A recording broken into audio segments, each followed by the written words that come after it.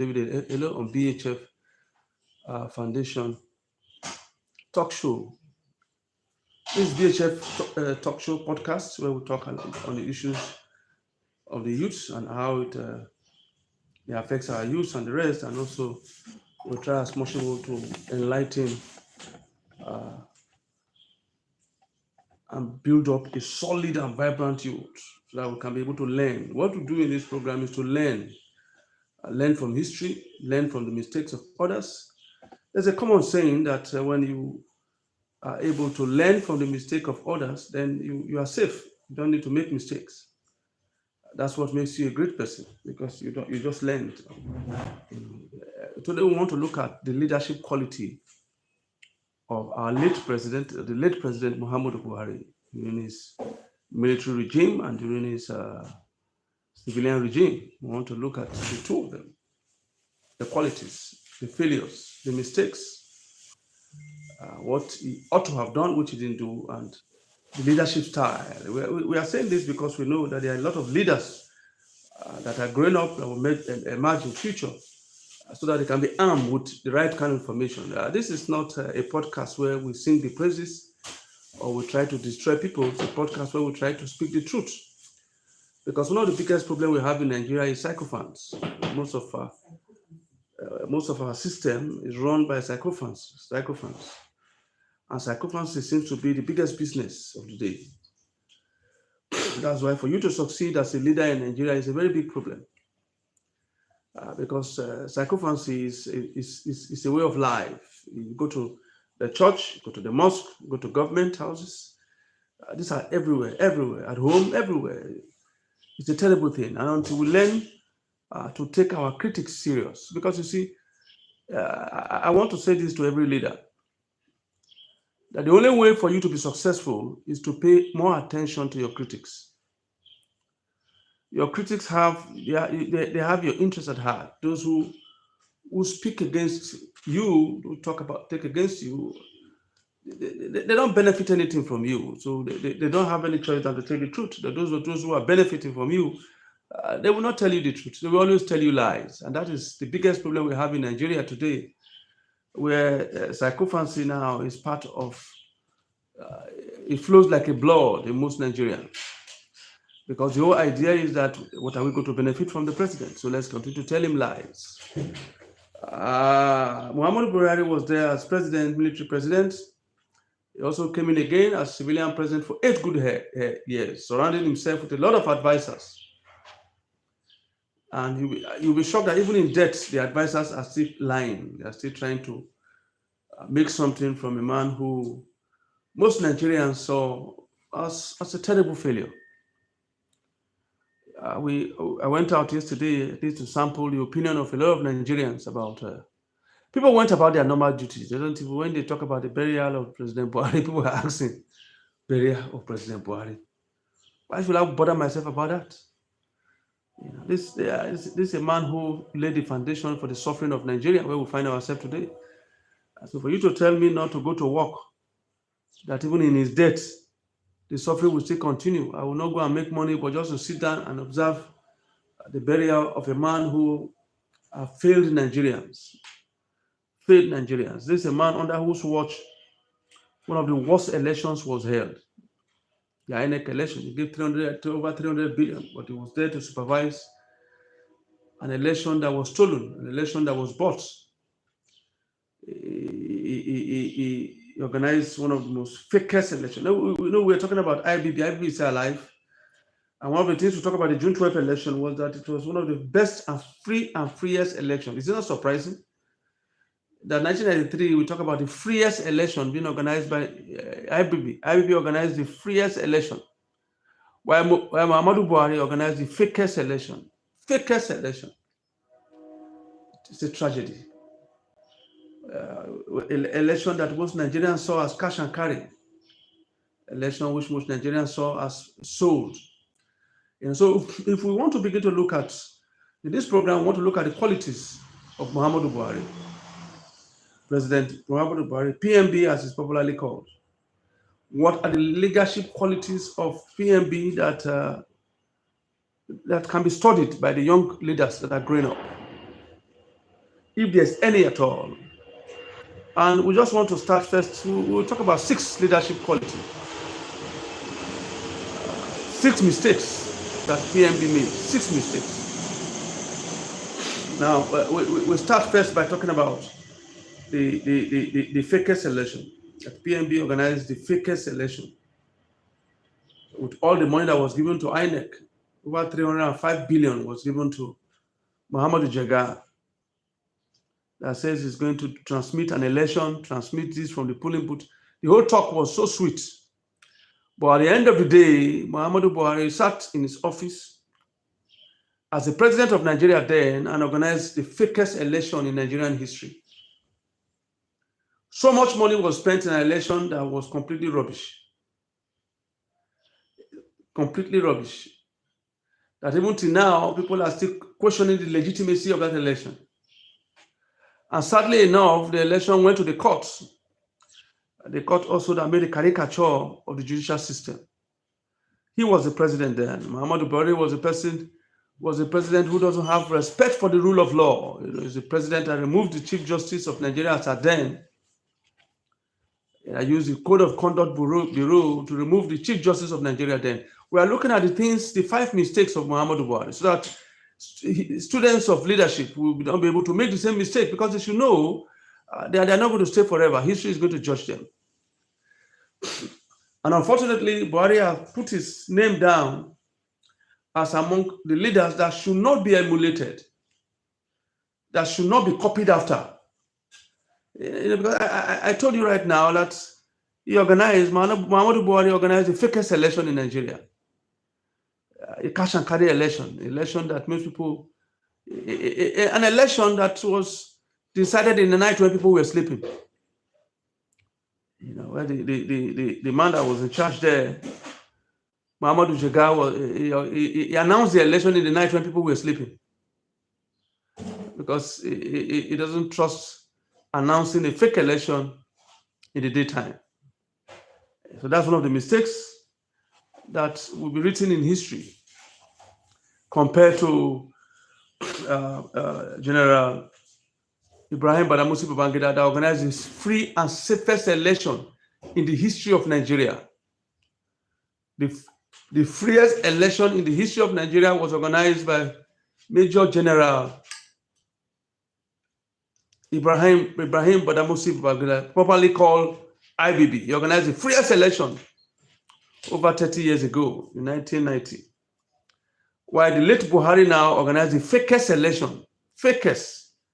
election in the history of Nigeria. An election that people will talk about for the next 50 years, 100 years, as long as Nigeria exists. Except maybe much later, we'll be able to see another president who will organize an election that will be more fake than the one that IBB organized, than the one that Buhari organized. So right now, Buhari is holding the record of organizing the fakest election, the cash and carry election, the election that was organized in the election that the result was announced in the night when people were sleeping. Then number 2, let's look at the economy. We can be able to say that Buhari presided over, again, the fakest economy. He destroyed the economy completely. He seems to know nothing about the economy. He knows absolutely nothing about the Nigerian economy. He did not grow our economy. He reduced the economy from where Jonathan took it. Jonathan took the economy very high and very big in Africa, well respected. But during his time, we had a rubbish economy, a shameful economy. As we are talking right now, when Buhari was there, the exchange rate, he set the pace for the collapse of the exchange rate completely. When Buhari was there, I think Buhari took over an economy where the exchange rate was about 126 naira to a dollar. Yeah, I think when Buhari took over the economy, it was around 100 and 200 and something naira per dollar when Buhari took over. And when Buhari was leaving, the exchange rate was about 1,400 naira. Yes, when Buhari was leaving, it was about 1,400 naira. When Buhari took over from Jonathan, a bag of rice was 7,000 naira. when he took over from Jonathan, rather, a bag of rice was 3,000 naira when Buhari took over. And when Buhari was leaving, a bag of rice was almost 100. Yes, the bag of rice, sorry, was 30,000, 40,000 naira when Buhari was leaving. The bag of rice was 30,000, 40,000 by one bag of rice when he left. He took it over. Remember, when he took it when the rice was 7,500. And when he was leaving, he grew the economy to the extent where the bag of rice was 40,000, 50,000 naira per bag. When Buhari took over, life was relatively easy. People were not suffering. People thought they were suffering. But when Buhari came, it doubled the suffering of the average Nigerian man. So in the terms of the economy, when we look at the indexes, let's not deceive ourselves. Let's tell ourselves the truth. That's the only way we can make progress in Nigeria. When we look at all the indices, we discover that in the economy, Buhari failed woefully. When Buhari took over, the insecurity was in Nigeria, but it was only in the northwest alone. The insecurity was just in Borno and those areas.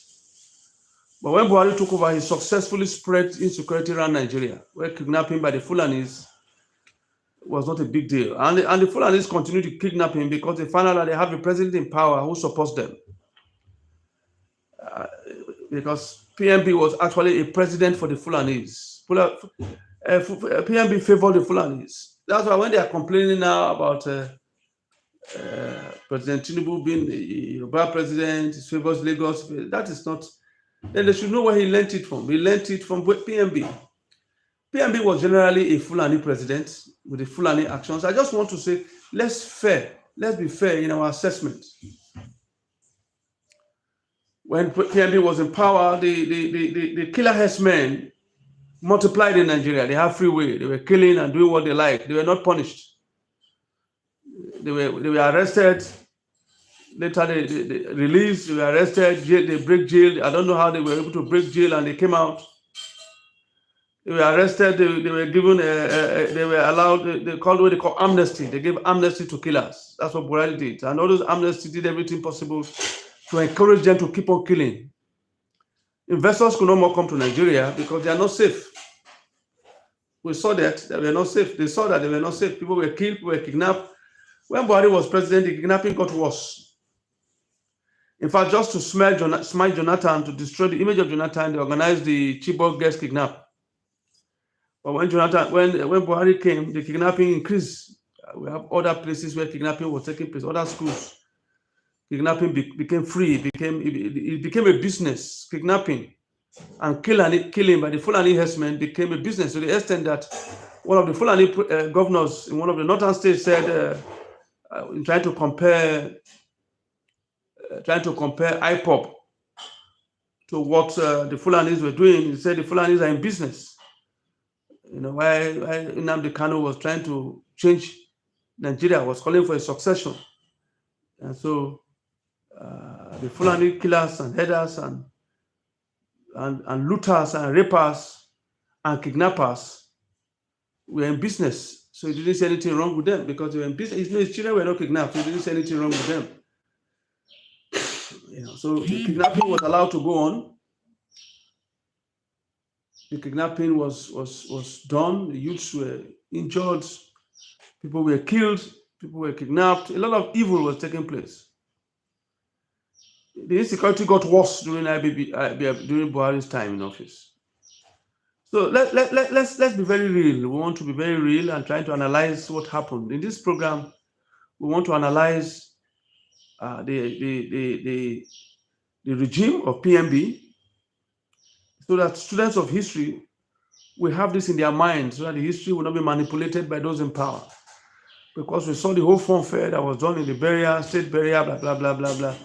They made it look as if Buhari was a hero, but we try to look at what's on the ground. Like I said, the economy got worse, although now it's terrible, but the foundation for the bad economy was laid by Buhari. He knows nothing about economy. And just like what one of the former presidents said some time ago, Obasanjo, he said he thought by Buhari coming as an head general, he will be able to handle insecurity. That's why he supported him. when he was asked why he supported why. But he found out that insecurity got worse. And why did the insecurity got worse during IBB's regime? I mean, during the PMB's regime. Security got worse because those who were perpetrating the insecurity were Fulanis. And he was the Fulani. I don't know how true it is, but we learned that he was a life patron of the headers. He was a life patron of the headers. So he did everything possible to protect the headers. Because he has, in Nigeria, the president of Nigeria has so much power. So he tried to use his power to protect the headers. Nothing was done about it. Nobody was arrested. Nobody was punished.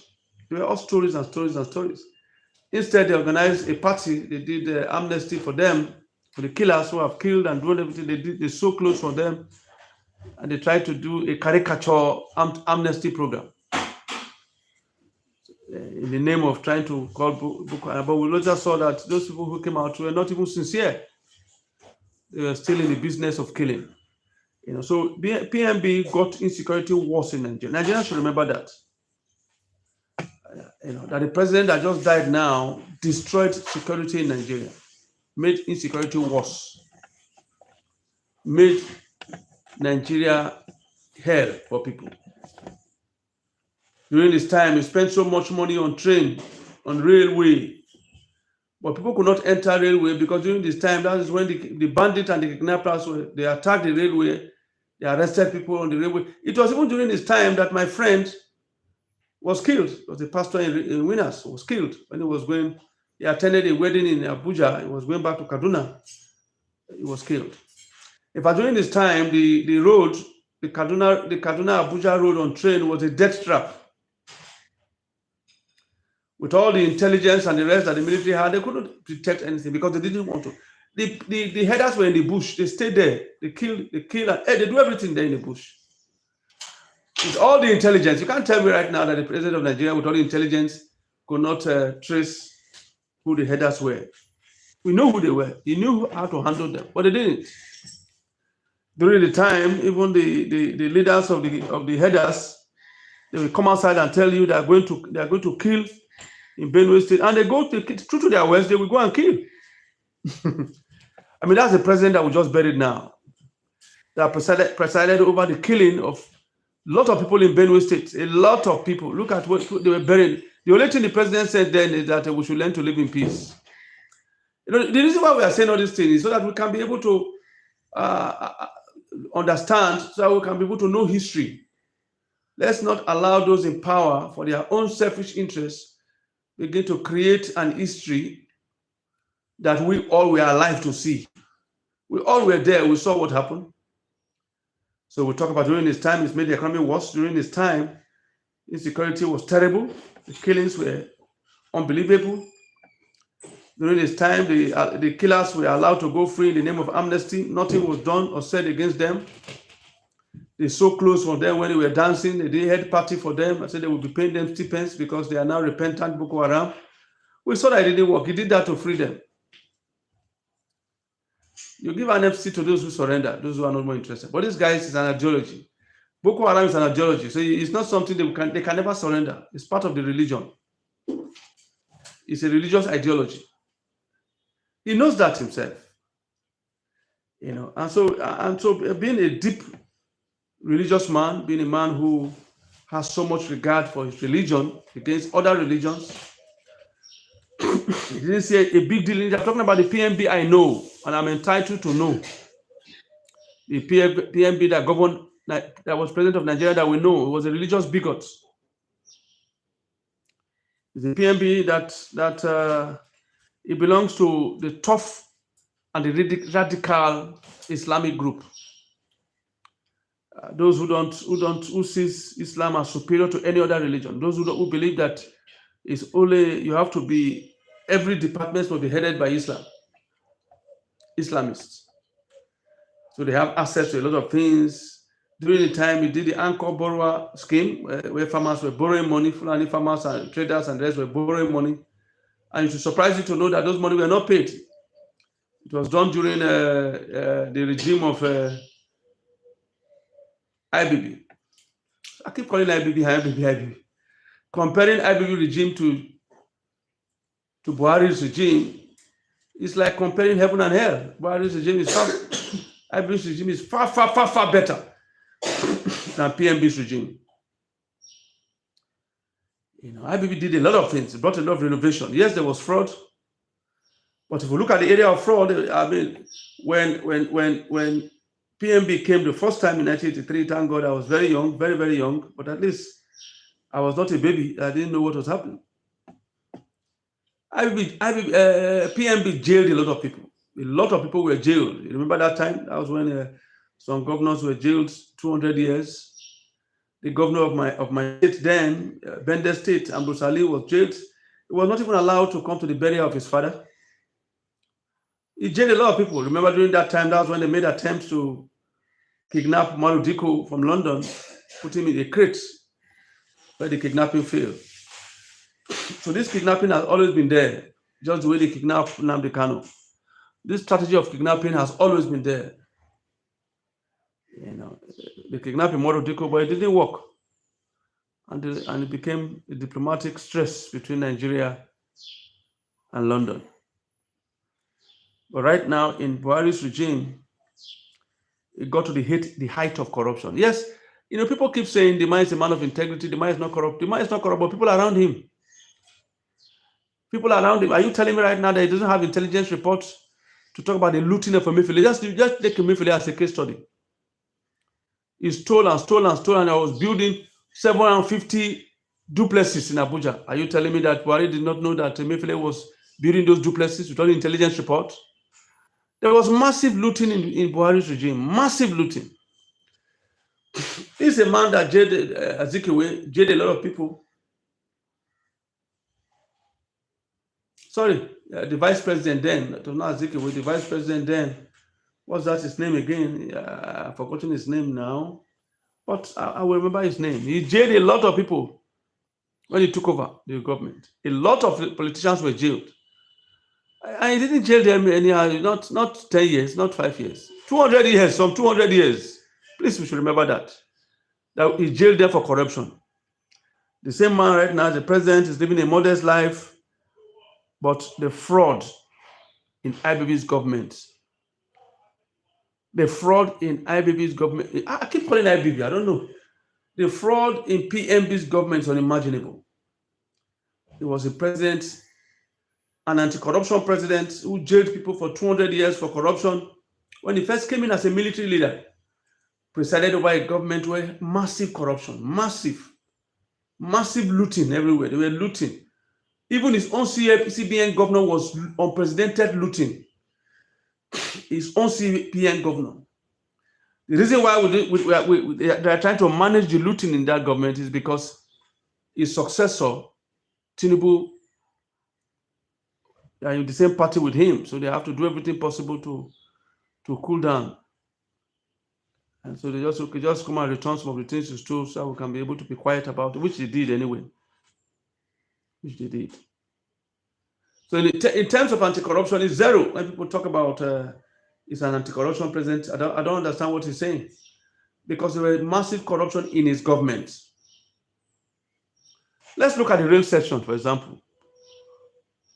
All the rail they did. And somebody talked once about how much they used to do those rail. We borrow. Now Amechi is there, is a part of a collusion. But if you know how much that the Minister of Transport, they borrowed then, that they want to do rail in Nigeria. The money he borrowed can do all the rail in all over Ethiopia. You know how much they charge per rail? We will have been able to do all the rail in Ethiopia together and succeed and finish it well. That's how much they charge per rail. They do projects, and it's funny. Anyway, they made so much money from those rail deals. So much money. It was during this regime that we have off the high mic, when they were looting in NDDC. Massive looting in NDDC. So we are trying to look at the country as a whole. Corruption increased geometrically. Corruption was times 10 during PMB's regime. So in the area of anti-corruption, IBB, I keep calling IBB, PMB failed woefully. Then they set up they tried to set up the anchor borrower scheme, the humanitarian ministry to help the poor. But again, as usual, corruption thrived there. We saw how much they said allegedly looted by the minister of humanitarian ministry. Billions and billions were stolen. They keep saying they feed. That was in this government. The government was feeding people. I cannot tell you if I know. There's nobody that I know in the whole of my area that benefited from that free food they say the government was giving. They put a woman there. They just put the woman there to be eating and eating and eating and spent billions and appropriated trillions to herself and her friends and her cronies. Till today, we don't. Our judicial system have been tampered with. Till today, we don't know what has happened. So the humanitarian minister is free to eat her money and enjoy herself because she has gotten her share of the national cake. It was there also that the Accountant General of the Federation was accused of stealing billions, of looting over 100 and something billion. They took the case in court, and the only case that they conclude in court is the case of the poor man. In Nigeria, the case of the rich man is never concluded in court. It ends up in story. You set up panel of inquiry, it will end up in story. Everything about the poor man will be punished. But anything that has to do with the rich man in Nigeria is not punished.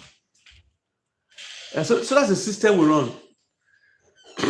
So I'm trying to look for the achievement of PMB. I'm trying to look for the achievement of Muhammadu Buhari is like, it's as difficult as trying to look for a needle that is thrown into the ocean. Trying to look for the achievement of PMB, President Muhammadu Buhari, is like trying to look for a needle that is thrown inside an ocean.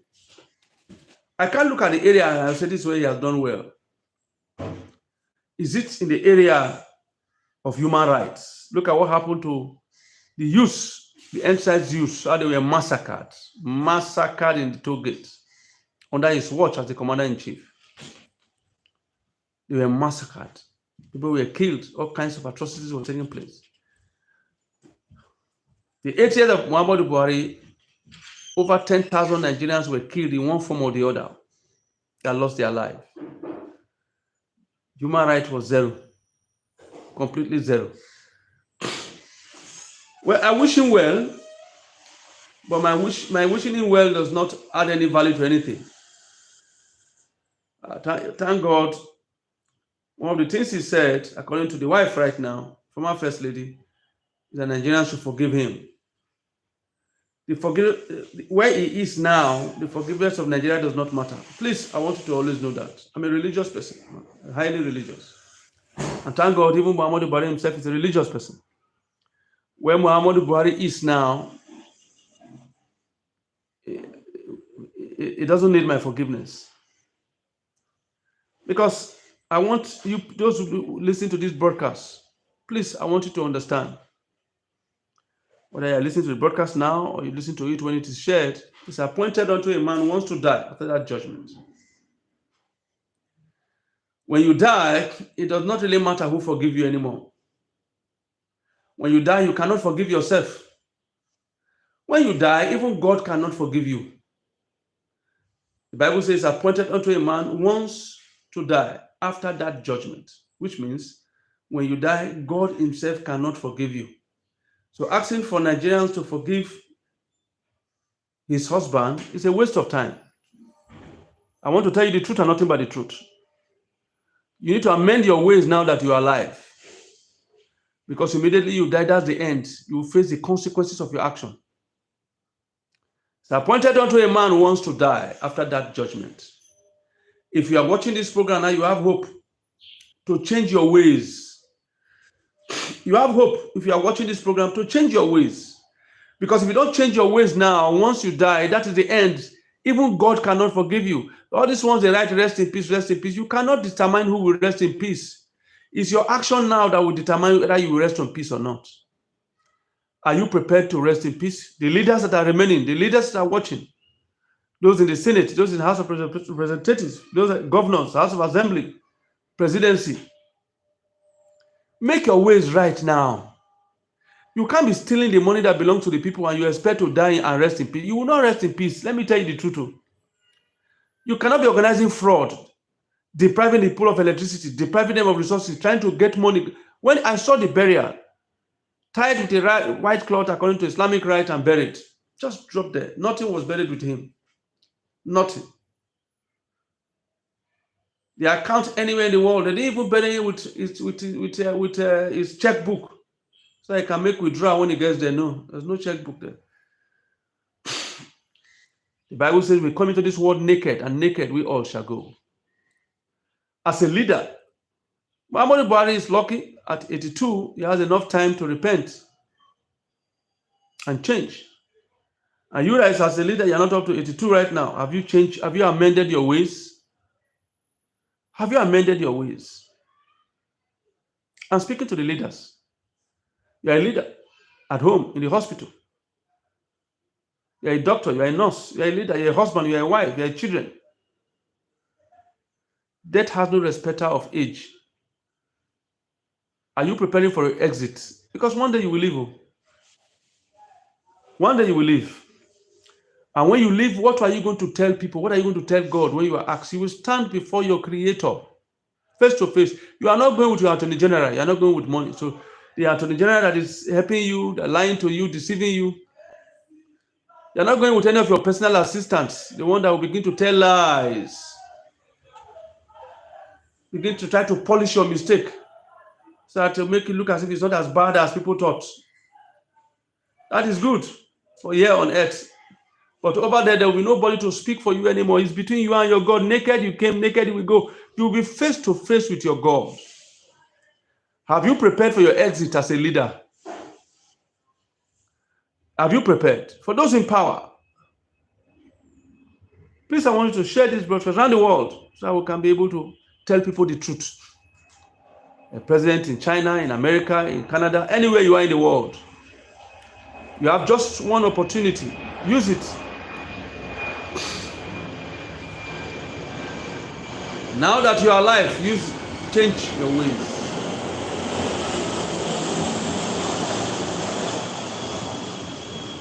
Change your ways. Yes, Sunday it was PMB. We don't know who it will be today, who it will be tomorrow. But I want you to remember, you're a maximum ruler. You think you are so powerful. You are powerful. You are the most powerful president in the world. We have seen those things before. Where is India me? Where is India me? Where is Hitler? Where are the dictators? They've all gone. And when you go, what are you going to tell God? Is appointed unto a man wants to die with all the power you have. You will be buried alone. You will face God alone. And you will give account for your stewardship.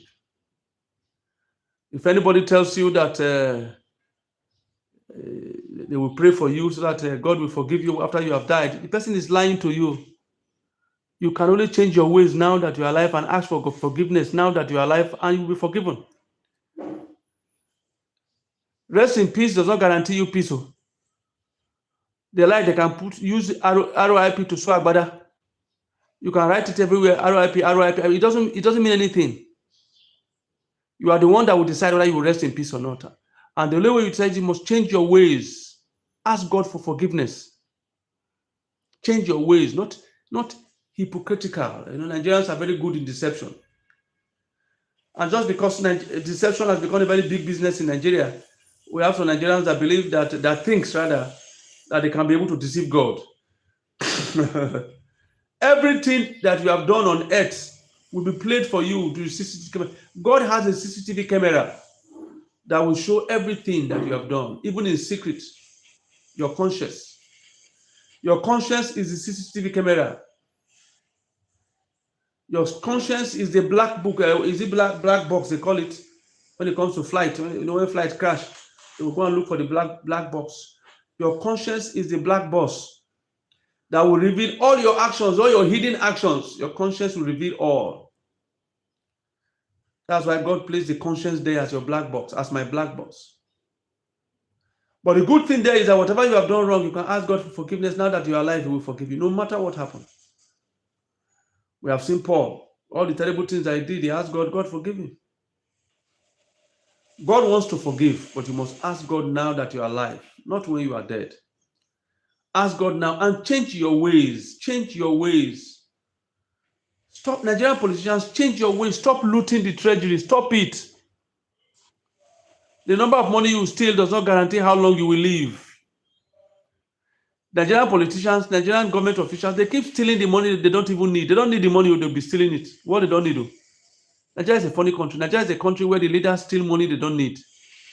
They just want to steal them and put them abroad. It's not madness. I heard Dangote spoke, was it today or yesterday during the burial, and said, if wealthy Nigerians can invest in Nigeria, that it doesn't make sense to be investing in accounts abroad. Those money you steal from government, yes, you've stolen the money. Invest it. Use it to open factories here. You are using it to put it abroad and expand the country, make the country UK and America. If you know how much Nigerians have in UK and America, you'll be amazed. If you know how much Nigerians have in UK and America, they have a lot of money. You saw how much of Abacha money that was returned. Nigerian politicians, government officials, they have so much money they stole from the treasury. That's in UK, it's in America, and it's in different countries. You see how you look at how they will look at us all over the world. They see how primitive we are. They've given us independence, but mentally speaking, just like what Fela was saying, we've not been delivered mentally. You steal money from your country and drop it abroad to grow your economy while your economy is suffering. I like China, where it's a death penalty. Once you are corrupt, they should kill them. I wish you can have, because corruption, stealing money from Nigeria as a politician and dropping it abroad, you ought to be killed. You ought to be killed, because that's wicked. That's the height of wickedness. You don't love your country. You don't. So the consequences should be death penalty. I support it, because it's a wicked act. It's an act that shows that you don't love your country. You don't deserve to be alive. You're an evil man.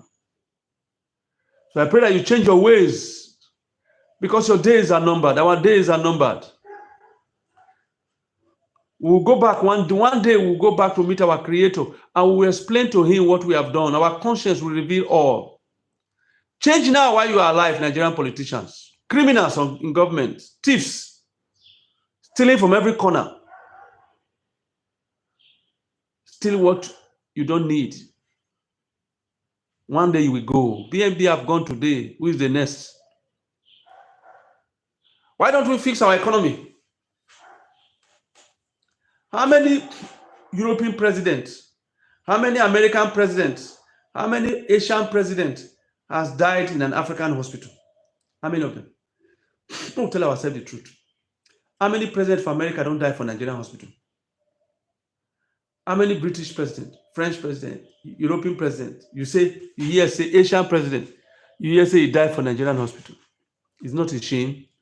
The same hospital where PMB died, there was another president that was there, another military president that was also in the same hospital at the same time. That's why they keep. Why don't you create that kind of environment in Nigeria? Fix your hospital.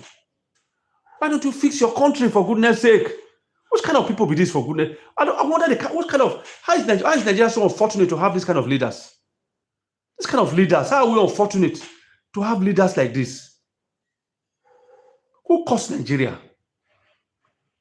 What does Nigeria need? We have prayed enough. Nigerians have the highest number of churches, and yet the worst leaders.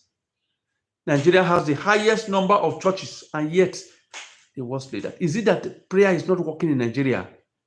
When it comes to Nigerian politicians, is it that prayer is not working? The same hospital where Buhari died, another president, they are on admission in the same hospital. Two former presidents were in the same hospital. Any small thing, even our president now is in France for treatment. Is into this. Why can't we turn our hospitals to France hospitals? Why don't we turn our hospitals to American hospitals, to British hospitals? What kind of people which kind of leaders do we have? It's unfortunate. I pray that we really have the kind of leaders we deserve. Because currently Nigeria has the worst kind of leaders. I pray we have good leaders that put Nigeria first. The way Trump is putting America first, we pray we have a Nigerian first president. Not liars, not deceivers, not manipulators. Majority of Nigerians are manipulators. That's why they keep having Ghanaian presidents who will manipulate them.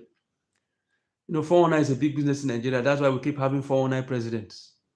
Liars as president, deceivers, manipulators. They are not real. Most of our leaders are not real. They are fake. Fake presidents. That's what Nigeria keep having. Liars. They love their life more than the people. They don't care about the people. So in average, if we want to look at the tenure of PMB, there is absolutely nothing that Nigeria benefit from PMB in its government. If there's anything to benefit at all, yes, the Fulani benefited.